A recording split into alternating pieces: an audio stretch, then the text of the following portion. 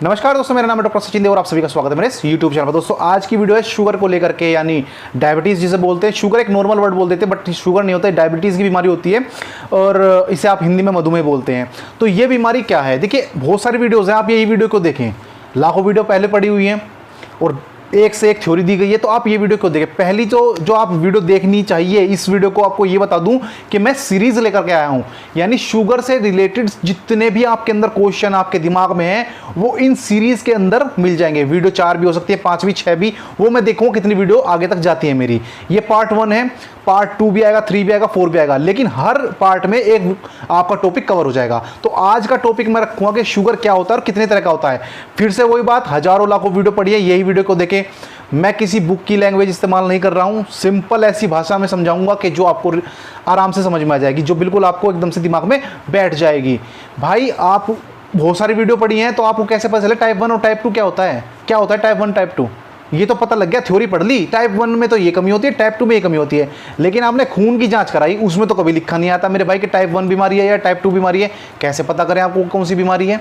तो सारी चीज़ें वो मैं आपको बताऊंगा कि आपको एक एक चीज़ इसकी जानकारी मिल जाएगी। इंसुलिन का इंजेक्शन कौन सा लगाना होता है, कब लगाना होता है और कितनी मात्रा में लगाना होता है, कोई यूट्यूबर आपको नहीं बताता है, कोई डॉक्टर आपको नहीं बताता है। चेक कर लीजिएगा मेरी वीडियो हटा करके कि किसी डॉक्टर ने ये नहीं बता रखा है कि आपको इंसुलिन के कितने इंजेक्शन लेने हैं दिन में।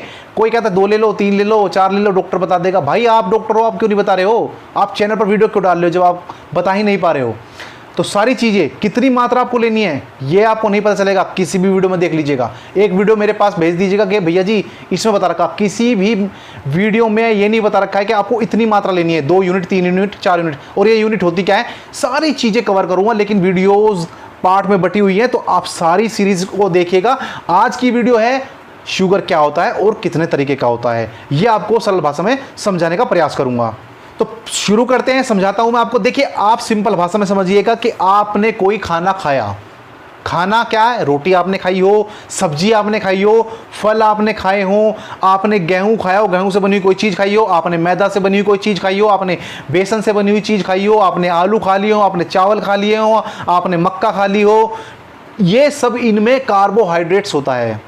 इन सभी खानों में, चाहे वो गेहूं हो चाहे वो चावल हो, सभी में कार्बोहाइड्रेट्स होता है।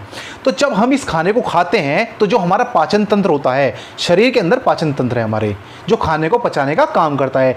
पाचन तंत्र में आप देखिए शरीर में कितने सारे अंग हैं हमारे। लीवर है, लीवर का अलग काम है, किडनी है, किडनी का अलग काम है, दिल है, दिल का काम अलग है। तो इसी तरह सारी चीज़ें अंदर बटी हुई है हमारे। तो जो पाचन तंत्र है वो हमारे खाने को पचाने का काम करता है, धीरे धीरे टुकड़ों में बांटता है। कोई कुछ हिस्सा ले लेता है खाने का, कोई कुछ हिस्सा ले लेता है, किसी को कुछ जरूरत होती है। शरीर के सारे अंग कुछ ना कुछ खाने से ले लेते हैं, ठीक।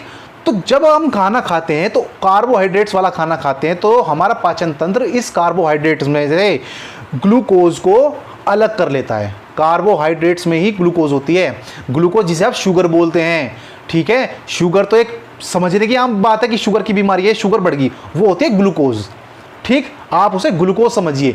आप अगर शुगर भी लेकर चलना चाह रहे हैं तो कोई दिक्कत नहीं, आप शुगर ले सकते हैं, बट वो होती है ग्लूकोज। आप कभी मशीन पे जब चेक करते हैं ना शुगर, तो उस पर भी लिखा रहता है ग्लूकोमीटर, ग्लूकोज मापने का होता है। शुगर आप बोल रहे हैं, ठीक, कोई दिक्कत नहीं है। तो हमारे कार्बोहाइड्रेट से शुगर या ग्लूकोज को अलग कर देता है हमारा पाचन तंत्र।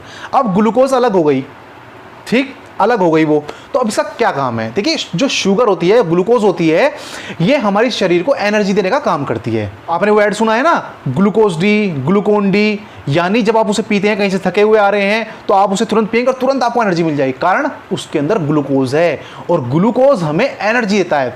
वो प्योर फॉर्म में ग्लूकोज है। देखिए आप अगर खाना खाते हैं तो शरीर को मेहनत करनी पड़ रही है ग्लूकोज खींचने के लिए खाने में से, लेकिन जब आप डायरेक्ट ही ग्लूकोज पी रहे हैं, शरीर को कोई मेहनत करनी नहीं पड़ी, तो डायरेक्ट वो एनर्जी आपको मिल गई। समझिए, जब आप खाना खाते हैं तो कार्बोहाइड्रेट्स जो होता है उसके अंदर पहले से तोड़ा जाता है, तब ग्लूकोज बाहर आती है। लेकिन जब आप डायरेक्ट ग्लूकोज डी या ग्लूकोन डी पीते हैं तो आपको डायरेक्ट मिल गई भाई, तो आपको कोई काम करना ही नहीं पड़ा पाचन तंत्र को, सीधे सीधे वो आपको एनर्जी मिल गई, ठीक। अब क्या होगा, ये ग्लूकोज अलग हो गई।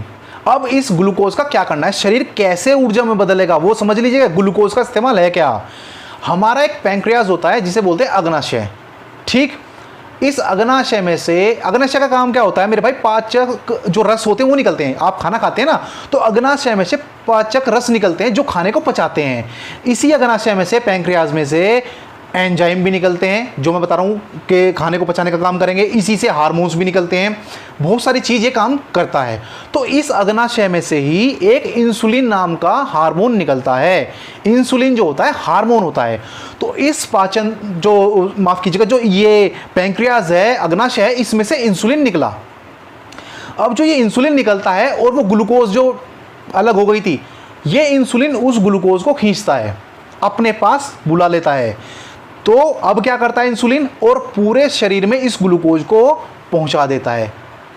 यानी क्या काम कर रहा है, वो जो ग्लूकोज अलग की थी शरीर ने, उसे इंसुलिन निकला हमारे अग्नाशय से और उसे खींच लिया ग्लूकोज को, और उसे पूरे शरीर में फैला दिया ताकि हमें एनर्जी मिल जाए। ठीक, ये सब प्रोसीजर होता है खाने के साथ। अब शुगर की बीमारी क्या है वो समझ लीजिए, यहीं से शुरू होती है शुगर की बीमारी। तो अब आप समझ लीजिए शुगर की बीमारी क्या है। अगर ये इंसुलिन आपके शुगर को, ग्लूकोज को नहीं खींच पा रहा है, या ज़्यादा मात्रा में अग्नाशय से इंसुलिन नहीं निकल पा रहा है, या बिल्कुल ही नहीं निकल पा रहा है, तो जो ये ग्लूकोज है ना जो अलग हुई थी खाने से, ये भाई खून में मिल जाएगी। और खून में मिलने का मतलब है जो आपको बोला जाता है आपको मधुमेह है, आपको डायबिटीज़ है, या आपको शुगर की बीमारी है। क्योंकि काम तो ये कुछ आई नहीं, आपने काम के लिए, इस्तेमाल के लिए तो अलग की थी ग्लूकोज जिससे आपको एनर्जी मिले। इंसुलिन निकल नहीं रही है, इंसुलिन नहीं निकल रही है, कम निकल रही है, वो ग्लूकोज को खींचेगी नहीं। ग्लूकोज को खींचेगी नहीं तो शरीर के पास कैसे पहुंचाएगी चारों तरफ को, यानी कि आपको एनर्जी बिल्कुल नहीं मिल पाएगी, शरीर कमज़ोर हो जाएगा। तो देखा है ना शुगर में क्या होता है, थकान सी रहेगी, कमजोरी रहेगी, है ना, चक्कर से आएंगे, दर्द रहेगा हाथ पैरों में, क्योंकि भाई एनर्जी आपकी सारी खत्म हो गई है। तो इंसुलिन या तो कम बन रहा है अग्नाशय से, या बिल्कुल बंद हो चुका है। तो इसी के आधार पर 4 तरह की आपकी शुगर होती है, टाइप होते हैं शुगर के 4। पहला होता है मेरे भाई टाइप 1, दूसरा होता है टाइप 2, तीसरा होता है जेस्टेशनल यानी गर्भावस्था के दौरान होने वाला शुगर, और चौथा होता है प्री डायबिटीज़। तो टाइप 1 और टाइप 2 तो समझेंगे बाद में क्योंकि थोड़ा बड़ा है, पहले समझ लेते हैं जेस्टेशनल जो गर्भावस्था के दौरान होता है। ज़्यादा खतरा नहीं होता है, ये केवल गर्भावस्था में ही होता है, और जब आपकी डिलीवरी हो जाती है, बच्चा हो जाता है, तो ये खत्म हो जाता है। क्यों हो जाता है, क्योंकि मेरे भाई एक्टिविटी आपकी खत्म हो जाती है लेडीज़ की। प्रेग्नेंट है तो काम नहीं करती हैं, खाना पीना दबा के चलता है, काम उनका नहीं होता है, तो वो शुगर लेवल हाई हो जाता है उनका। तो इस वजह से क्या दिक्कत आती है मेरे भाई, वो गर्भावस्था के दौरान हो जाता है, तो ये ठीक हो जाता है। शुगर की मात्रा की अगर हम बात करें, पहले नंबर का मैंने समझा दिया, पहले दूसरे नंबर पर जो आएगा प्री डायबिटीज़, ये क्या होता है, उससे पहले हम नॉर्मल रेंज समझ लेते हैं शुगर की क्या होती है। देखिए शुगर की जो नॉर्मल रेंज होती है, खाली पेट होती है, एक तो नपता है और एक होता है खाने के बाद नपता है। तो जो खाली पेट आप नापते हैं ना शुगर को, उसमें आपने कुछ नहीं खाया होना चाहिए, 1 कप चाय, 1 घूंट चाय, कुछ नहीं लेना है, केवल आप पानी पी सकते हैं, इसके अलावा आप कुछ नहीं ले सकते। तो ये जो आप खाली पेट कराते हैं शुगर की जांच, तो उसमें आपका शुगर कितना आना चाहिए, 70 से 100 mg/dl। अगर 70 से 100 mg/dl आ रहा है तो आपको शुगर नहीं है। फिर आप खाने के बाद कराते हैं, खाने के 2 घंटे बाद, आपने कुछ भी खाया हो, नाश्ता किया हो, खाना किया हो, तो उसके 2 घंटे बाद आपको शुगर की जांच करानी होती है। तो इसमें मात्रा आनी चाहिए 110 से 140 mg/dl के बीच में आनी चाहिए मात्रा। 140 mg/dl भी है तो आपको शुगर नहीं है। लेकिन अब बात करते हैं कि अगर खाली पेट है तो 70 से 100 ना हो करके थोड़ा बढ़ा हुआ आ गया, 150 mg/dl आ गया, और खाना खाने के 2 घंटे बाद 110 से 140 ना होकर के 180 आ गया, 200 आ गया, तो ये होता है प्री डायबिटीज़। तो 2 चीज़ समझ लिया आपने, जेस्टेशनल यानी गर्भावस्था वाली शुगर, और प्री डायबिटीज़ क्या होती है। मात्रा यही होती है शुगर की, 70 से 100 खाली पेट और 110 से 140 खाना खाने के 2 घंटे बाद।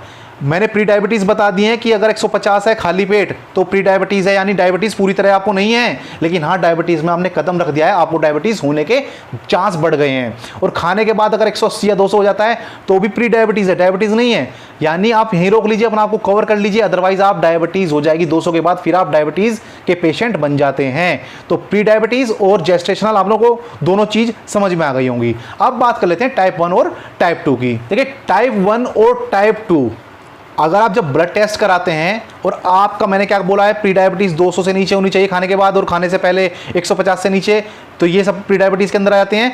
लेकिन मेरे भाई अगर आपकी जो मात्रा है ब्लड की वो शुगर की, उसमें वो 200 से ऊपर आ रही है खाने के बाद, और खाना खाने से पहले 150 से ऊपर आ रही है, तो आपको डायबिटीज़ है। वो टाइप 1 भी हो सकती है, टाइप 2 भी हो सकती है। लेकिन कैसे अंतर करें कि टाइप 1 है या टाइप 2 है। देखिए हम क्या करते हैं, जब शुगर का कोई पेशेंट आया, हमने चेक किया, उसका ब्लड टेस्ट करा हमने, और ग्लूकोमीटर आता है छोटा सा, उससे टेस्ट कर लिया जाता है। तो उसमें जैसे आया 200 आ गया, मान लीजिए खाना खाने के बाद 200 आया और खाने से पहले 150 से ऊपर आया, तो अब हम कैसे कहें टाइप 1 या टाइप 2 है? पहले हम उसकी दवाई चलाते हैं, गोली चलाते हैं।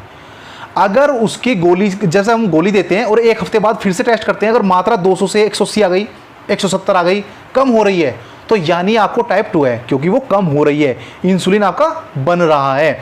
दवाइयाँ क्या करती हैं खाने वाली? आपके अग्नाशय को कहती है भाई इंसुलिन ज़्यादा बना, शुगर बढ़ गया है, तो यानी वो कहना मान रही है दवाइयों का। अग्नाशय, दवाई ली, उन्होंने अग्नाशय को उकसाया, अग्नाशय ने इंसुलिन बनाया और आपका शुगर कम हो गया। लेकिन आपका 200 था खाने के बाद और खाने से पहले 150 था, आपने गोली खाई, कम ही नहीं हुआ, एक हफ्ता गोली खाई, कम नहीं हुआ, 1 पॉइंट भी, बढ़ता ही जा रहा है, 200 से 201 हो गया, 202 हो गया, घट नहीं रहा है। इसका मतलब क्या है? गोली खा रहे हैं, उकसा रहा है वो अग्नाशय को, लेकिन वो इंसुलिन नहीं निकाल रहा है, यानी इंसुलिन बनना बिल्कुल बंद हो गया है। ये होती है टाइप 1 की बीमारी। तो आपने समझ लिया होगा शुगर क्या होता है, टाइप 1, टाइप 2, या फिर आपकी जेस्टेशनल, या फिर आपकी प्री डायबिटीज क्या होती है। फिर से समझ लीजिए, जो नॉर्मल रेंज होती है खाने से पहले आपकी शुगर की, आप चेक कराते हैं, खाने से पहले खाली पेट जो होती है वो होती है मेरे भाई 70 से 100 mg पर DL, यानी मिलीग्राम पर डेसीलीटर, और खाने के बाद होती है भाई 110 से 140 मिलीग्राम पर डेसीलीटर। अगर ये मात्रा आपकी है तो आप नॉर्मल हैं। अगर आपकी मात्रा थोड़ी सी बड़ी हुई आती है तो प्री डायबिटीज आपको हो चुकी है, पेशेंट हैं आप प्री डायबिटीज के, या प्री डायबिटीज आपको बीमारी लग चुकी है, या फिर अगर आपकी 200 से ऊपर पहुंच जाती है खाने के बाद और खाने से पहले 150 से ऊपर, तो आप डायबिटीज पेशेंट हो जाते हैं डायबिटीज के।